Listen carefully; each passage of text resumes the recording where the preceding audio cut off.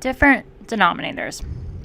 If the denominators do not match, we need to find the least common multiple or the least common denominator, which is abbreviated as LCD or LCM. So least common multiple or least common denominator.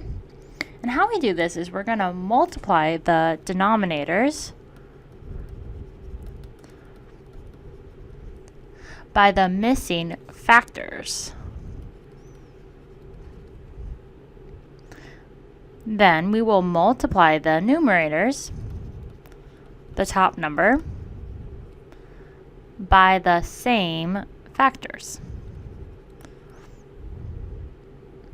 And if we don't know the LCD, you can always multiply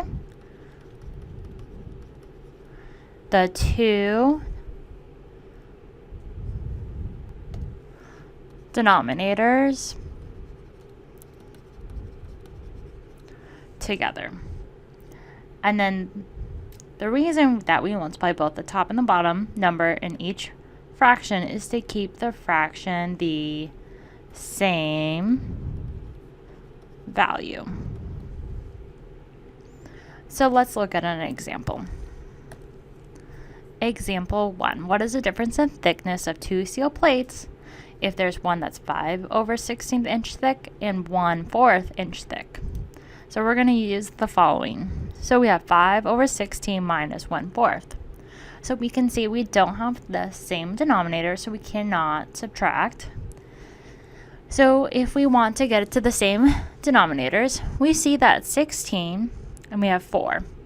Well, 16 can be broken down into 4 and 4, which can both be broken down into 2, 2, and 2. Now, 4 can just be broken down into 2 and 2. So we can see that if we were to get to 16, all we would need to do is multiply it by the missing factors. So this is how we can do it. We can break this down to 2 times 2 times 2 times 2 minus 1/2 times 2. Now, in order for this 4 to become then 16, we're just going to multiply it by two missing factors of 2 times 2. And then whatever we do to the bottom, we have to do the top. So we can go ahead and then multiply this out, and we should get 16. And then we need to multiply what's on the top numbers together. So our first number is just 5/16 minus 1 times 2 times 2. So that's 4. And then 2 times 2 times 2 times 2 is 16. So now we have the same denominator, and now we can go ahead and subtract. So we just go 5 minus 4, which is equal to 1. And then we keep our denominator, so it's just 1/16. Now let's do another example. What is the total length of two pieces welded together if one is 5/12 inch thick and one is 1/4 inch thick? So we're going to use the following. So we have 5/12 plus 1/4. So when we break down 12 into its factors, we can go 2 and 6, because 2 times 6 is equal to 12. Now 6 can be broken down to 2 and 3. So the prime factors of 12 is 2 times 2 times 3. 4, which we've already been over, is 2 and 2. So we can see that the missing factor then is just the 3, because each one has these 2's. So now let's go ahead and rewrite this. We have 5/12. So that's 2 times 2 times 3. So we just broke it down to its factors. Plus 1/4, which is 2 times 2. So in order to get the same denominator, all we have to do is multiply it by its missing factor, which is 3. We do it to the top and the bottom. And then we can go ahead and then multiply these numbers together. And then we would multiply these numbers together.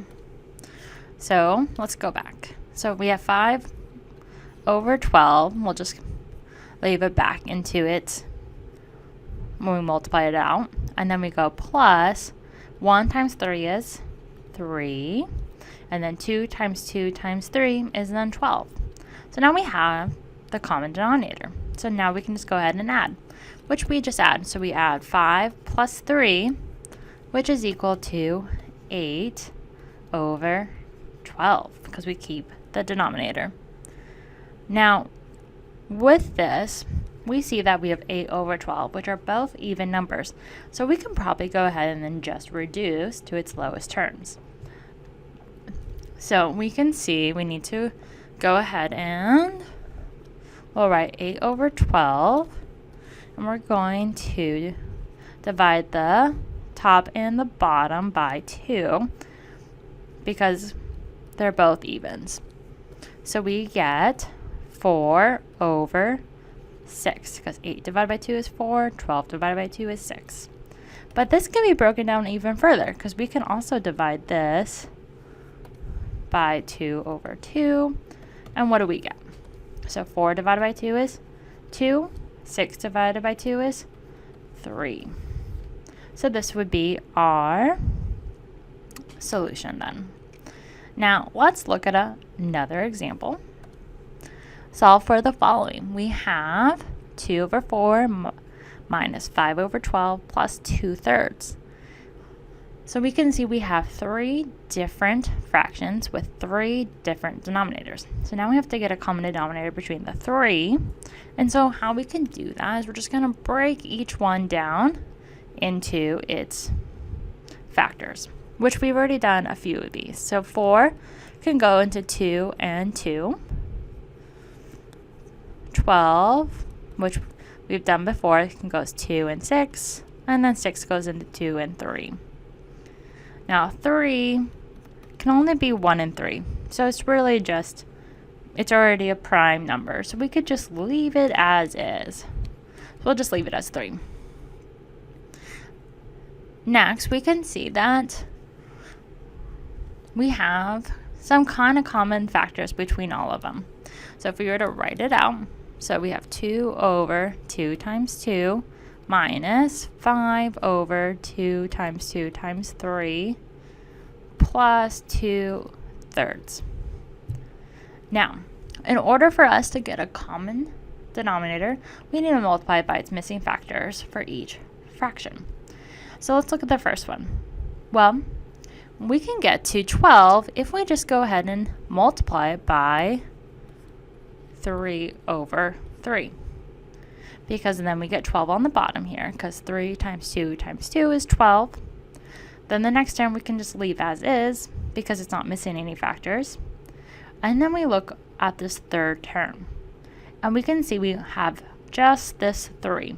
So we need to go ahead and multiply it by 2 times 2 on both the top and the bottom. And then we would have a common denominator between all 3 of these fractions. So let's go ahead and rewrite them all out. So we multiply what's on the top together, and then we just multiply on what's on the bottom, which will get 12 to our common denominator. So we have 3 times 2, which is 6. 3 times 2 times 2 is 12. Then we have minus 5 over 12. And then we have plus 2 times 2 times 2, which is 8 over 12. So now we can go ahead and solve. So what I would do was I would just take this first part and go ahead and solve for that first. So if we do that, we just go 6 over 12 minus 5/12, which is then equal to, we're actually just going to get rid of this right here so we have more room. So 6 over 12 minus 5/12, which is equal to 1 over 12. So we've done that. Now we just need to bring down this third term. So plus 8 over 12, which then becomes 1 plus 8 is equal to 9/12. So 9 over 12 can be divided by the top and the bottom by 3, because we have a common factor between those two. So 9 divided by 3 is 3. 12 divided by 3 is 4. So this would be our final answer. Now let's do one final example.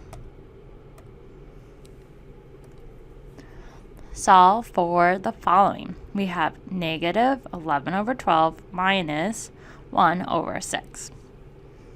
So we're going to apply the same concept. We are needing to find the same denominator on both of these fractions in order to do this operation.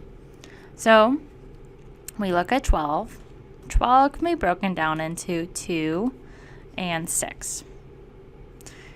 Notice we could just probably stop there because we see we have a 6 here and we know we have a 6 here.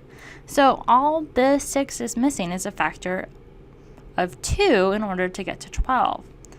So I would stop here and I would just go, as we have negative 11 over, we can go 2 times 6 minus 1 over 6. So the missing factor is just 2 times. So now what we do is we go ahead and we multiply these numbers together, and then we don't multiply the 6 times this 2 and we get 12. So let's go back. So we have negative 11 over 12 minus 1 times 2, which is 2 over 12. Now, what we can do with two negative numbers is treat them like addition. So we can go 11 plus 2, which is equal to 13. Then we keep our denominator, which is 12, but we're going to keep the sign, which is negative. So really all we did was just became more negative, so we just added the two negative numbers together. So 11 plus 2, we kept the sign, so that's negative. So we have negative 13 over 12 as our final answer.